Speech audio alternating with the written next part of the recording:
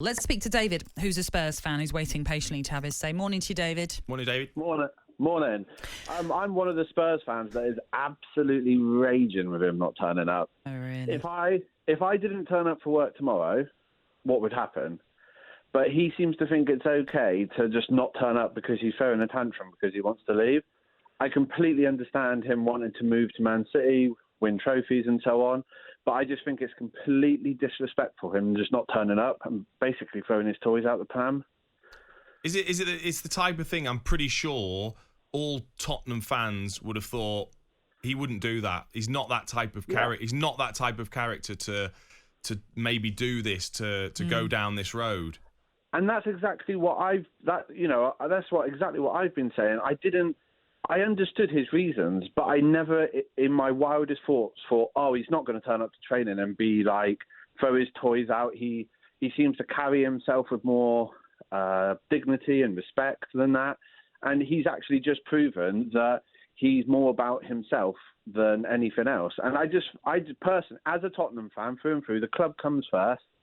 I just think it has tarnished his legacy. I heard Dean say it a minute ago, and I just think, why do that? You know, you were respected, you were loved, you were adored, and then you do something like this. So what happens then, David? Let me ask you this. If this move doesn't go through for Harry Kane, he's still contracted to Spurs and he'll eventually have to walk back in with his tail between his legs if it doesn't quite work out. You'll welcome him back, won't you?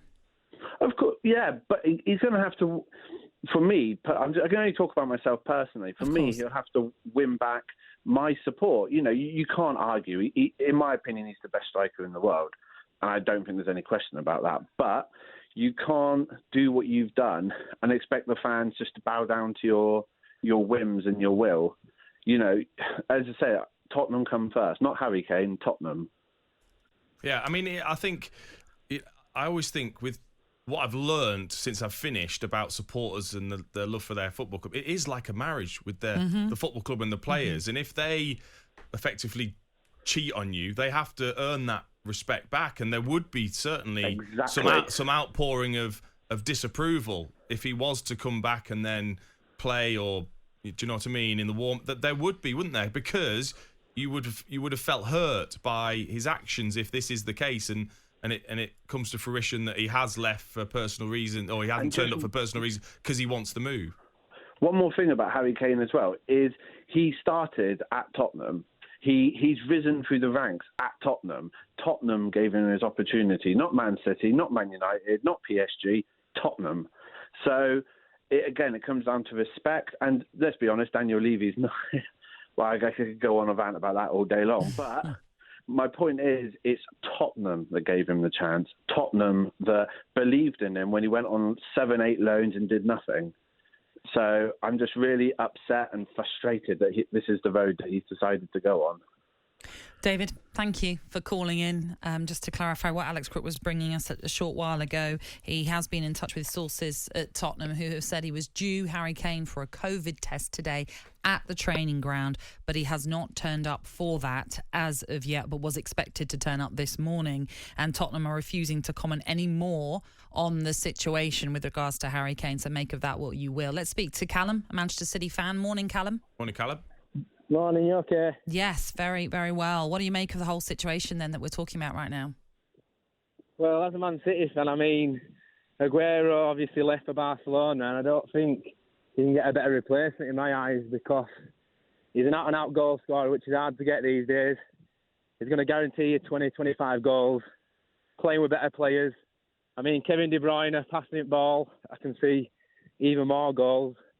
And I just feel like he's given Tottenham everything he can give, and there's nowhere else to go for Tottenham with him, really. So he's at that crossroads where whatever happens now and the way that he goes about it, or the club go about it, it's that kind of, you talk about legends of the game, how that would be seen from the Tottenham perspective and his relationship with them, but also you're coming from the point of view of he's got one career. Why wouldn't he want to, like you said, go and try and win trophies with City, play with unbelievable players, like you said, he's already talked about in that interview, Kevin De Bruyne. There's going to be a selfish side to him, isn't there, that sees all he sees the likes of Kyle Walker and his England teammates Stones and the like, and Sterling winning trophies season after season, and it hurts him clearly that he wants to be part of that. Well, that's it. I mean, the thing is as well, it's a manager. No disrespect to the Tottenham manager, but Guardiola, I feel, will get better out of him as well. Like you say, he's playing with better players, and like the Grealish, he's seeing these moves come through, and I mean, he might think to himself, I want to be part of that, because season after season, he's seen us winning trophies, and it might be 1-2 trophies, but Tottenham aren't really defaulting when it comes to finals, where Man City produce the goods. Yeah, that's a great point about Pep as well. That as a player, you are lured to certain clubs because of the managers. Yeah. You know, Klopp's another one that would lure players in purely on his own reputation and thinking, I want to play for him. Yeah. That's a powerful thing as a manager, to have players elsewhere think, I really, really want to play for you. You know, I want to be part of what you're doing. I can see it working.